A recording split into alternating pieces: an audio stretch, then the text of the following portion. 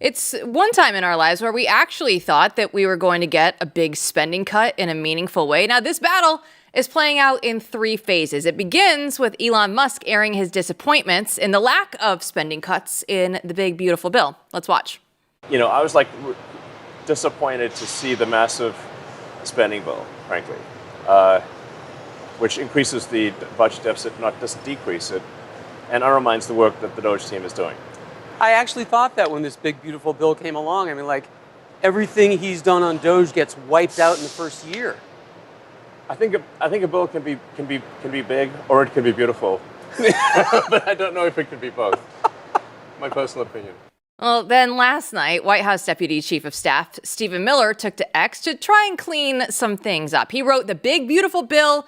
It's not an annual budget bill, so DOGE cuts would actually have to be done through an appropriations bill. Now, that all makes sense. Today, we get word from Politico that the White House will send several DOGE cut requests to the House GOP next week amid an online pressure campaign. So they are listening.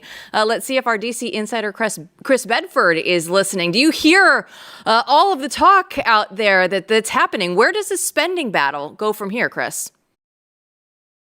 Well, still the White House's focus is going to be entirely on reconciliation. That's where the administration's agenda lies. That's where their ability to do all the different things that they actually campaigned on lie. Now, the massive cuts to the federal government, which has been something that we've been promised by Republican politicians since, I guarantee you, every person on here and every person who's watching was born without ever actually seeing them delivered. Well, that's another matter entirely. The rescissions practice that Stephen Miller is talking about is a good one. That's one that would allow the Senate to be able to reclaim money that it has appropriated. So discretionary spending, excuse me.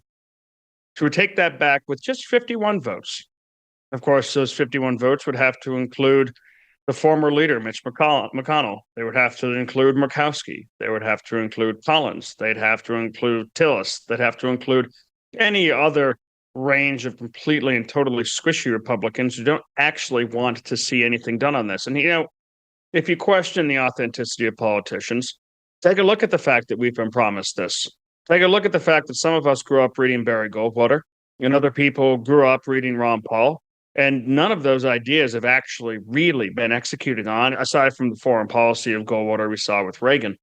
None of the domestic stuff has really been capitalized on as far as the deficit goes. You have seen the changing of the civil rights architecture used to actually attack opponents of freedom and attack the opponents of the left under the Trump administration to defend Christianity and other persecuted religions.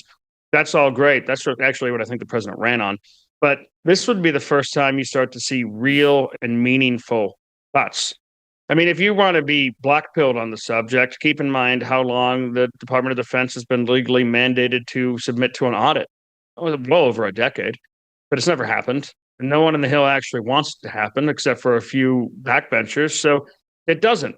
But if you get Elon Musk, who, despite rumors, is not withdrawing from politics, he's just not going to be full-time in Washington, D.C., if you get the online interest and the grassroots interest that has been sparked for the first time since the Tea Party by Musk's efforts and others' efforts, by Russ Vought's efforts, by what Trump has done with the Department of Education and other places, and especially USAID, you combine all that, you can actually create enough pressure on these people, some of whom are actually up for re-election this year. Some people, like Tom Tillis, have to face a primary early next year. They're susceptible to pressure. And that would be an excellent thing to see this stuff actually codified.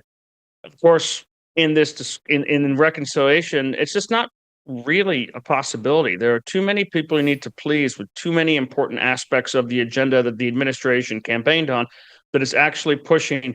And at the same time, it's not allowed to touch that non-discretionary spending, that discretionary spending, excuse me, that Musk was cutting. It has to deal entirely with the non-discretionary. So that means the stuff that Congress no longer, or the executive no longer really has that privilege overseeing, the stuff that's baked in.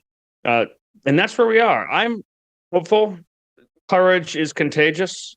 There's a mass movement of people and online autists and the rest who are really paying attention to this, who are doing great work. Some of whom have been on this program, figuring out exactly what's going on. And, just keep in mind as one lasting thing, Democrats are going to try and push that this is really insensitive, that this is an attack on the American people, that this is an attack on democracy.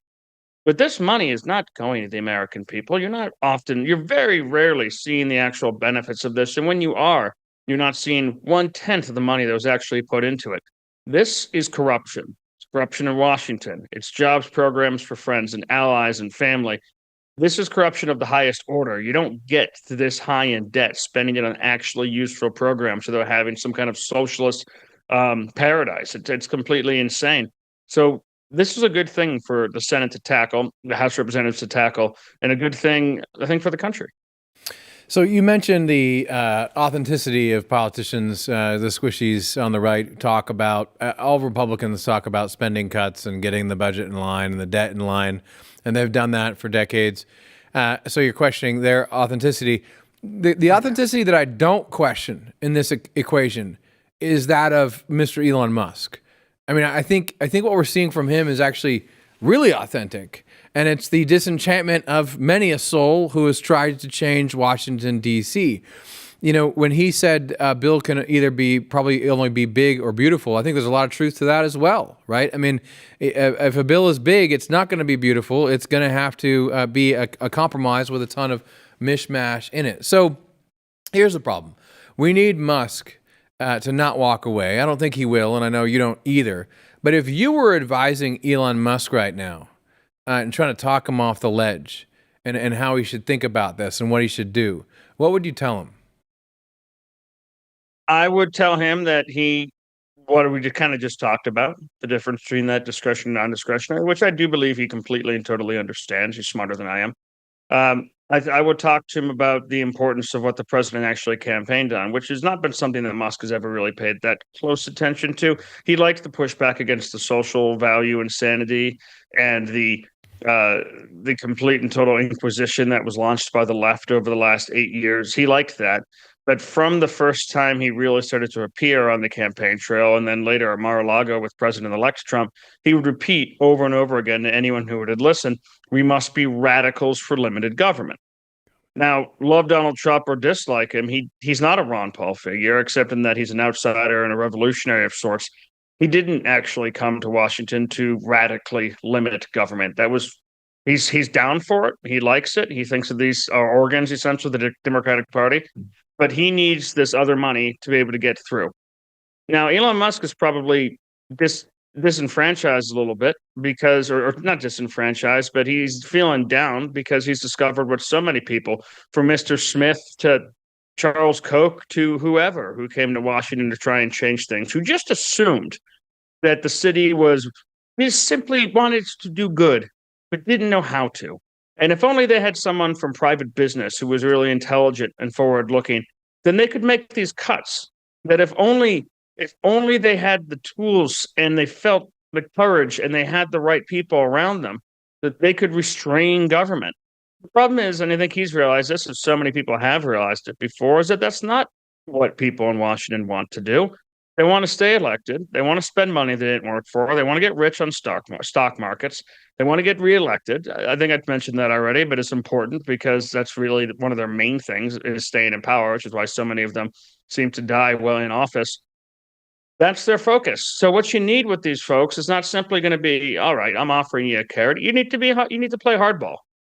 So Musk needs to talk about things like, well, I'm going to bring primary money to bear. I'm going to go after senators who aren't pushing what I would consider the Republican agenda.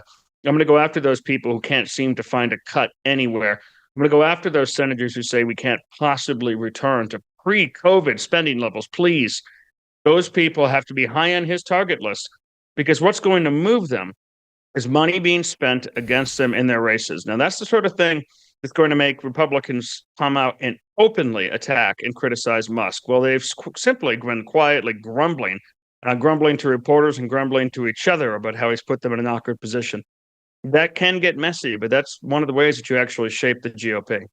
Well, you don't have to be Elon Musk to be smarter than James Comey. Just about anybody out there in the country is, especially when he goes out and he tells us, "Oh yeah, those seashells that I saw on the beach, they were the 8647. I thought it was cute, so I took a picture." Right? This is the former FBI director. This is what he wants us to believe, but he didn't stop there. We need to believe him when he tells us about what he thinks about Republicans. Let's watch.